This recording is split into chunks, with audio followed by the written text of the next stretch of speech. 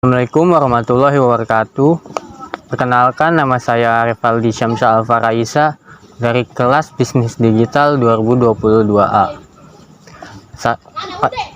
Di kesempatan kali ini saya ingin membacakan narasi tentang sejarah bahasa Indonesia yang menjadi keunggulan Indonesia sebagai bangsa dalam sudut pandang generasi sekarang, serta prospek bahasa Indonesia di masa mendatang.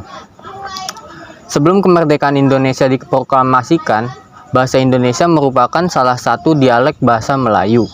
Telah berabad-abad bahasa Melayu dipakai sebagai alat perhubungan antar penduduk Indonesia yang terdiri dari berbagai suku dan bahasa.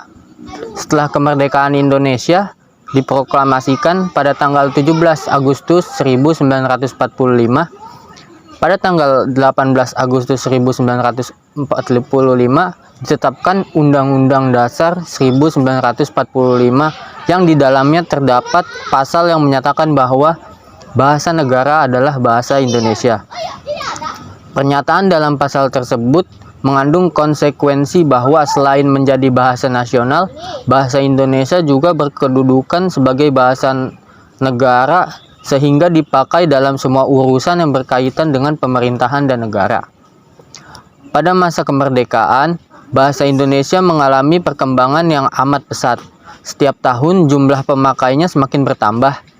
Perhatian pemerintah Indonesia terhadap perkembangan bahasa Indonesia juga sangat besar.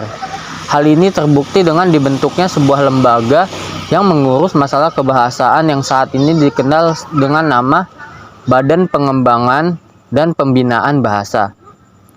Berbagai upaya mengembangkan bahasa Indonesia telah ditempuh, seperti adanya perubahan ejaan Van Ophuijsen, ejaan Suwandi, ejaan yang disempurnakan. Hingga sekarang yang berlaku adalah ejaan bahasa Indonesia. Berdasarkan Peraturan Menteri Pendidikan dan Kebudayaan Republik Indonesia Nomor 50 Tahun 2015 tentang Pedoman Umum Ejaan Bahasa Indonesia. Bahasa Indonesia pada masa mendatang diharapkan lebih menampakkan peranannya dalam kehidupan modern. Sebab bahasa Indonesia tidak hanya sekedar sebagai alat komunikasi dalam masyarakat yang memiliki latar belakang bahasa dan budaya yang beraneka ragam, tetapi juga merupakan bentuk sikap budaya bangsa Indonesia.